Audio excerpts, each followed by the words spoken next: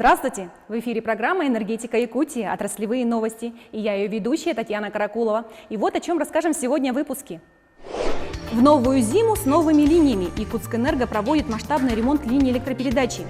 Где за электроэнергию платят хорошо? В чем особенность работы контролеров в городах и селах?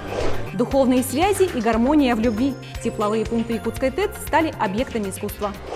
Внушительный объем средств в этом сезоне направлен на реконструкцию и ремонт линий электропередачи всех классов напряжений. Их общая протяженность составляет более 500 километров. Работы ведутся как на магистральных, так и внутрипоселковых линиях. Подробности в нашем видеосюжете. Каждое утро бригада Алексея Арлахова выезжает на новый адрес. Сегодня, согласно заданию, технологическое присоединение нового жилого дома. Жители села Итыкёль активно строятся, поэтому к зиме нужно успеть выполнить все заявки. Новые жилые дома строятся, и замены есть, и подключение новых опор, и замена опор. Каждый день хватает. Каждый день. Вот подключение по техприсоединениям и реконструкция есть поселкам. Этим летом в Татинском районе электрических сетей проведена большая работа. Отремонтированы и построены заново десятки километров ЛЭП разных классов напряжения. Например, магистраль, идущая в село Чичимах, перенесена на новое незатопляемое место. А в самом райцентре проведена реконструкция 10-киловольтной линии. Мы, согласовав с администрацией Наслега, согласовав, утвердив в руководстве центральных электрических сетей, изменили схему, вывели линию за пределы частных домов, участков. И линия сейчас в пределах села Итыкёль полностью реконструирована. Всего по Якутии в рамках подготовки к зиме было запланировано 177 мероприятий, в том числе по электрическим сетям 60. Почти все на конец августа уже выполнены. Отставаний нет. На сегодняшний день за 6 месяцев 98% выполнения уже, эта цифра, она озвучена. Плюс было проведено итоговое совещание на уровне Министерства ЖКХ, где было отмечено о том, что отсутствует отставание в компании Якутскэнерго по сетевому комплексу.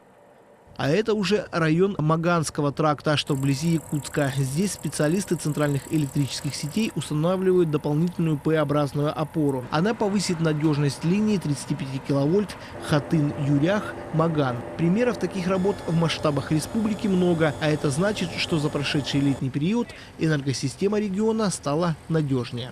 Якутская ТЭЦ готовится к запуску тепла. Отопительный сезон начнется во второй декаде сентября. Для стабильной работы станции был проведен ремонт 2 водогрейных котлов. Кроме того, с начала года выполнены капитальные ремонты трубопроводов, текущие работы на счетах собственных нужд, генераторах и другом оборудовании. Отопительный сезон начнется от Якутской ГРЭС и Якутской ГРЭС-2. По мере нагрузки будут включаться котлы Якутской ТЭЦ. И планируем в зимний период по Якутской ТЭЦ работать максимум 3, может быть, самые холода 4 котлами. Большое внимание уделено тепловым сетям. Отремонтировано более километра магистральных и 4 километров квартальных трубопроводов. В настоящее время подготовительные работы завершаются во всех округах Якутска. А в ряде населенных пунктов, где работает котельная теплоэнергосервиса, отопительный сезон уже начался. Первым тепло в дома пришло к жителям Усьянского улуса. Здесь уже с 30 августа батареи горячие. С начала сентября по графику начинается работа котельных в Аймиконском, Усьмайском, Алданском, Ленском и Мирнинском районах. В этом году теплоэнергетики подключили более 100 новых потребителей, среди которых есть социальные объекты – Дом культуры и детский сад в селе Хаир Усьянского района. Якутское отделение энергосбыта ведет активную работу по снижению задолженности за поставленные ресурсы. В отдельных случаях приходится применять ограничительные меры.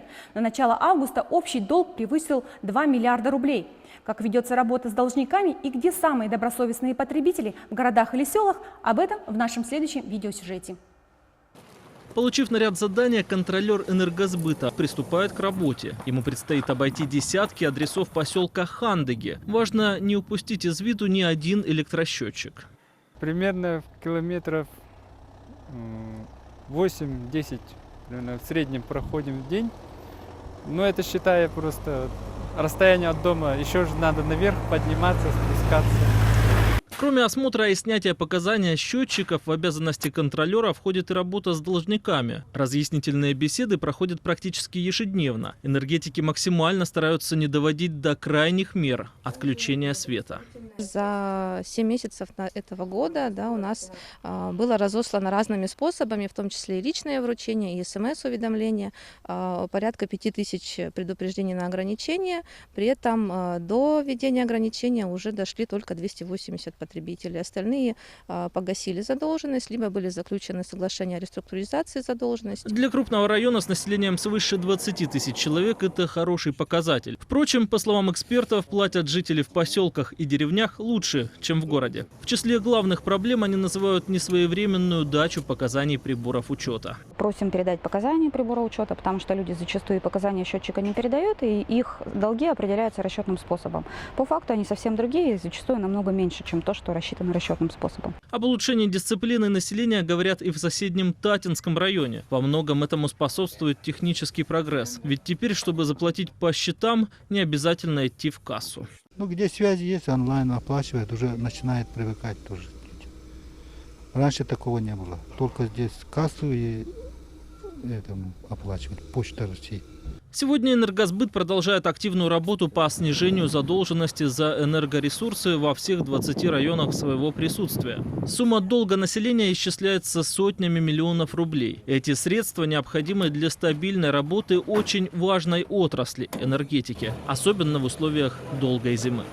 Административно-хозяйственный персонал Якутской ГРЭС-2 каждое утро начинает с уборки мусора на смотровой площадке. Здесь он появляется после визита жителей Якутска, приезжающих полюбоваться на ночной город с высоты. В итоге оставляет после себя бутылки, пластиковые стаканчики и прочий мусор, разбросанный по всей округе. Хотели бы призвать людей, чтобы здесь они не мусорили, хотя бы с собой взяли. Где свалка будет, тогда получится. Из-за этого мы убираем, у нас объект рядом наш. По словам работников станции, после выходных мусора в 2 раза больше. И несмотря на то, что уборка этой территории не входит в обязанности персонала Якутской ГРЭС-2, каждое утро здесь начинается со сбора бутылок. В Якутске тепловые пункты стали арт-объектами. В рамках фестиваля современной культуры «Лето Якутии» молодые художники расписали стены тепловых сооружений. Энергетики пошли навстречу такой инициативе организаторов фестиваля. Оказали помощь в подготовке стен, соорудили строительные леса, провели инструктаж по технике безопасности. У нас везде по городу тянутся теплотрассы, тепловые пункты, как такие важные инженерные соединения. И вот нам захотелось каким-то образом улучшить их вид, потому что они достаточно невзрачные, печальные, никто на них не обращает внимания. И вот мы подумали, если мы привлекем молодых художников, и они распишут их, то, возможно, в какой-то мере горожане взглянут на эти объекты по-новому. Всего в Якутске преобразили сразу 4 теплопункта. Темы муралов разнообразны. Они посвящены семейным ценностям, духовным связям и гармонии в любви. На этом у меня вся информация. До новых встреч!